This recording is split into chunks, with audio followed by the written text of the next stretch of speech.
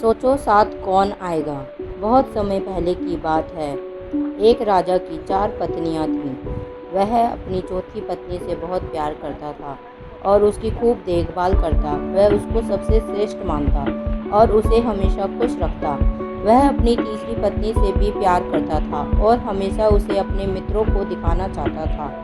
हालांकि उसे हमेशा डर था कि वह कभी भी किसी दूसरे इंसान के साथ भाग सकती है।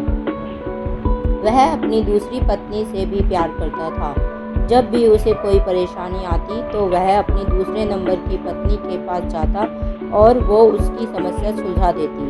वह अपनी पहली पत्नी से प्यार नहीं करता था, जबकि पत्नी उससे बहुत गहरा प्यार करती थी और उसकी खूब देखभाल करती। एक दिन वह बहुत बीमार पड़ गया और जानता था कि जल्दी ही वह मर जाएगा। उसने अपने आप से कहा, मेरी 4 पत्नियां हैं, उनमें से मैं एक को अपने साथ ले जाता हूँ। जब मैं मरूंगा तो वह मरने में मेरा साथ दे। तब उसने चौथी पत्नी से अपने साथ आने को कहा तो वह बोली, नहीं, ऐसा तो हो ही नहीं सकता, और चली गई। अपनी चौथी पत्नी के इन शब्दों ने राजा के दिल को चीर दिया था।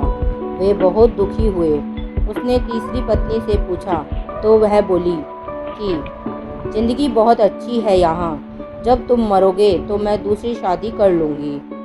ये सुनकर तो राजा का दिल और भी कमज़ोर हो गया था। उसने दूसरी पत्नी से कहा तो वह बोली, माफ़ कर दो, इस बार मैं तुम्हारी कोई मदद नहीं कर सकती। ज़्यादा से ज़्यादा मैं तुम्हारे दफनाने तक तुम्हारे साथ रह सकती हूँ। तब उसका दिल बैठ सा गया और ठंडा पड़ गया। तब एक आवाज़ आई, मैं तुम्हारे साथ चलने को तैयार हूँ। तुम जहाँ जाओगे मैं तुम्हारे साथ चलूँगी। उस राजा ने जब देखा तो वह उसकी पहली पत्नी थी। वह बहुत बीमार सी हो गई थी, खाने पीने के अभाव में। वह राजा पश्चाताप के आंसू के साथ बोला, मुझे तुम्हारी अच्छी देखभाल करनी चाहिए थी, जो मैं कर सकता था। दरअसल हम सब की 4 पत्नियां हैं जीवन में। चौथी पत्नी हमारा शरीर है। हम चाहे जितना सजा लें, संवार लें, पर जब हम मरेंगे तो यह हमारा साथ छोड़ देगा। तीसरी पत्नी है हमारी जमा पूंजी, रुतबा। जब हम मरेंगे तो ये दूसरों के पास चले जाएंगे। दूसरी पत्नी है हमारे दोस्त व रिश्तेदार, चाहे वे कितने भी करीबी क्यों ना हों। हमारे जीवन काल में मरने के बाद हद से हद वे हमारे अंतिम संस्कार तक साथ रहते हैं। पहली पत्नी हमारी आत्मा है, जो सांसारिक मोह माया में हमेशा उपेक्षित रहती है। यही वह चीज़ है जो हमारे साथ रहती है जहाँ भी हम जाएं।